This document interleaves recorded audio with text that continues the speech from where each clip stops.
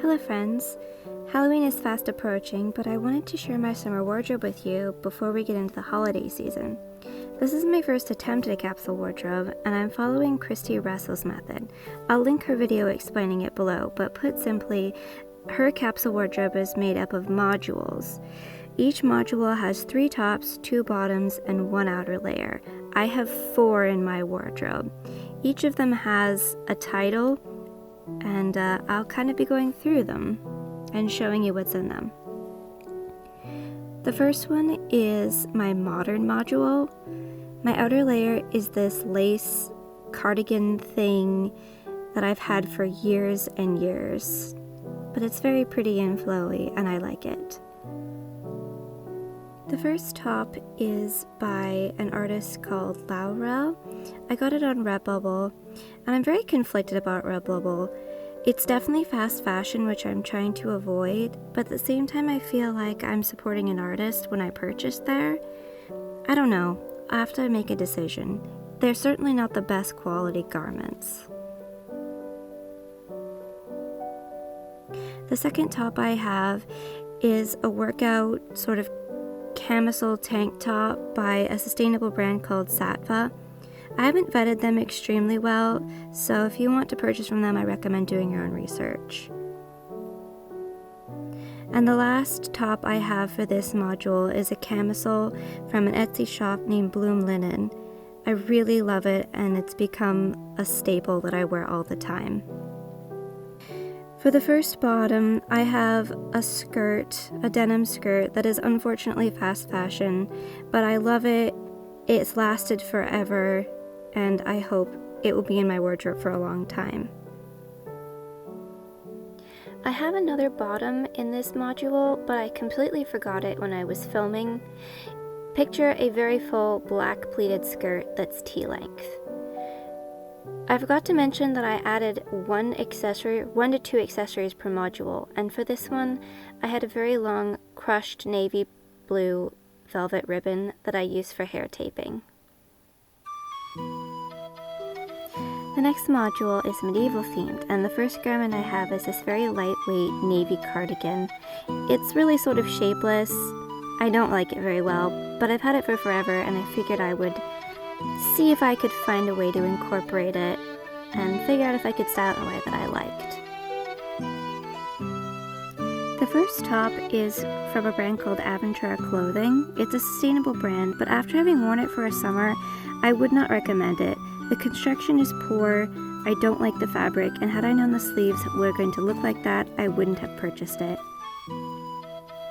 The next garment I have is just a plain navy tee. They're nice to have. They're a good sort of staple garment.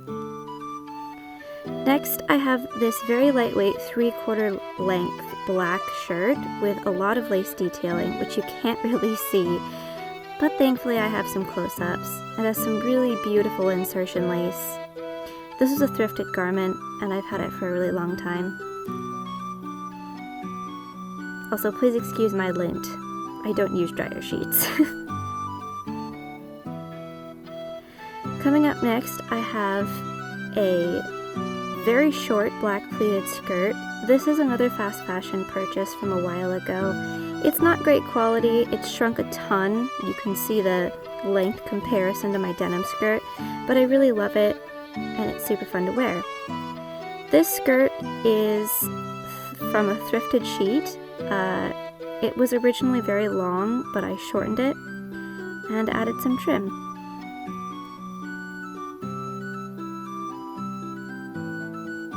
My accessory for this module is a Beauty and the Beast Disney pin, which is honestly one of my favorite pins in my collection. I love the stained glass look. I've never seen a pin like it before.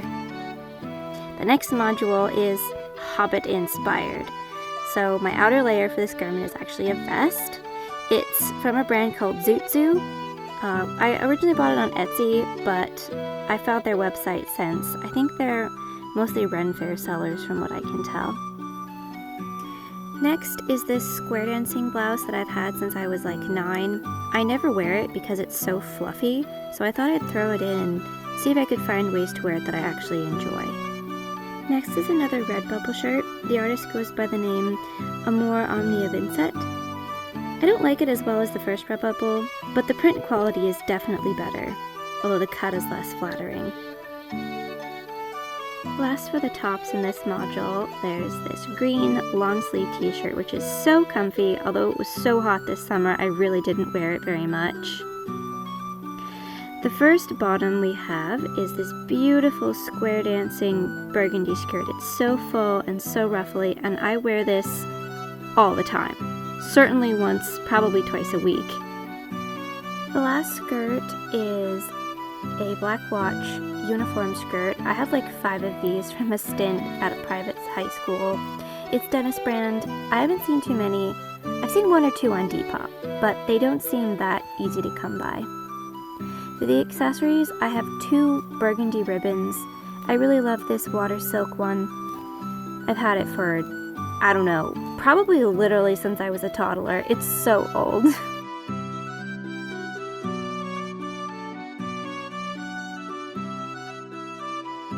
Then I have this adorable little goat pin, which I got from an Etsy shop called Real Treasure Box. She sells Soviet-era vintage pins at really, really good prices. I would highly recommend checking them out. You can find some real treasures.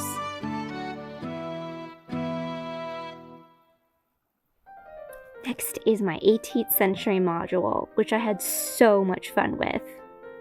First is just a plain white tee, because every wardrobe needs one of those. Next is another white t-shirt. This is my last Redbubble purchase, at least for this wardrobe. The artist's name is Pecaine, and it features the Beast from Jean Cocteau's La Belle et la Bête, one of the most beautiful films I have ever seen, and I think a highly appropriate addition to an 18th century inspired wardrobe. Next is a top that I made myself. I modified J.P. Ryan's ladies' jacket pattern and tried to modernize it a bit. The fabric is thrifted from a duvet cover.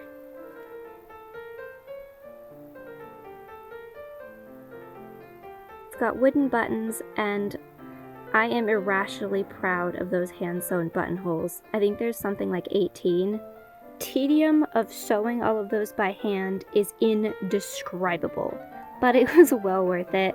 It's one of my favorite pieces from this wardrobe.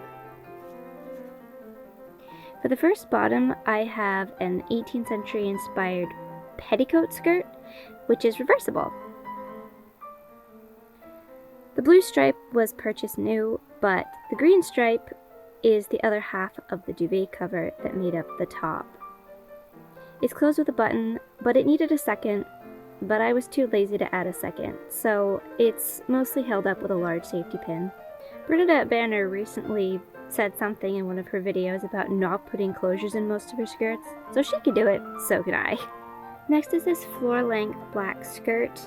It's very full. I think it was meant to be a belly dance skirt. I've had it for a long time.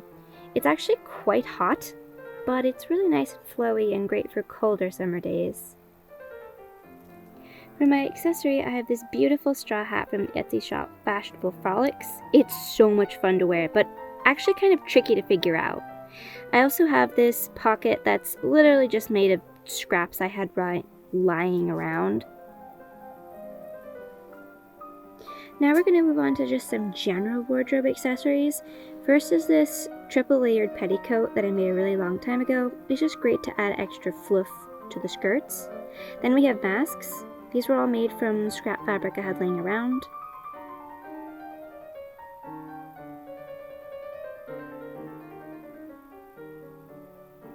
This one is my favorite. This is my first and so far only attempt at beading.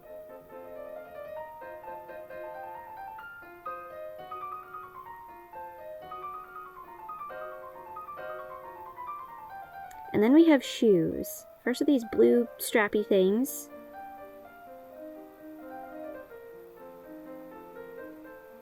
And then some very dirty Mary Janes. I didn't think about cleaning them before I filmed. And then some red strappy things. All of these are old. All of them are fast fashion. I don't buy shoes very often. Now we get on to the outfits. I wanted to show off first an outfit made from each module, and then some of my favorites. This is a favorite. This is one's from my modern module, and one I wore all the time.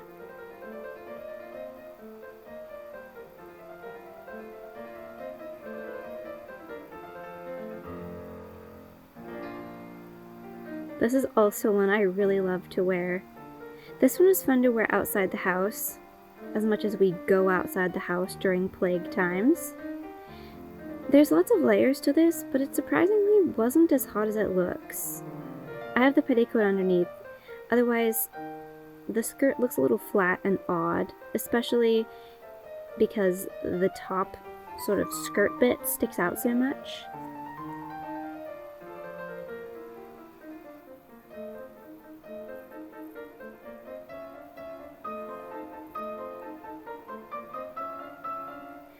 Next is an outfit from my Hobbit module. I'm not a huge fan of this outfit, and it's because of the shirt. You can see what I mean about fluffy. It just makes the shoulders look so wide. But the people in the Facebook group I'm part of seem to like it, so I don't know. This one is sort of 50s does medieval.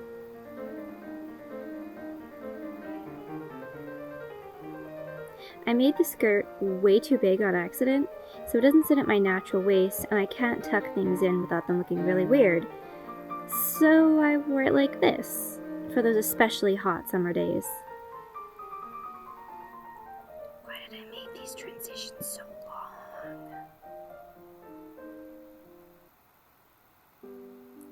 The next one is completely from my modern module, but it was a great one to wear when it was really hot out. Usually I didn't wear the lace, as you see here, as an actual outer garment. It was just too warm this summer. But it was really fun sort of experimenting with outer garments as accessories, worn tight around the waist.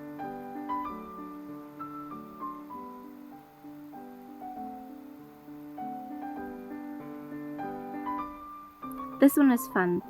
I'm really drawn to all black outfits. With this module, I've really been experimenting with adding some color into my outfits, so this one was definitely a favorite.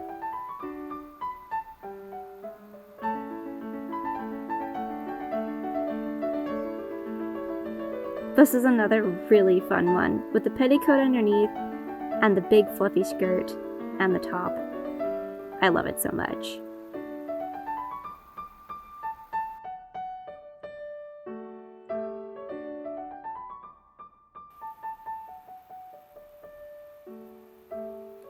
The last one is inspired by the La Belle et la Bête film I mentioned earlier. It's made of mostly my 18th century module, with I think the skirt is from my modern module? I can't remember. But I feel like the black and white channels the film really well.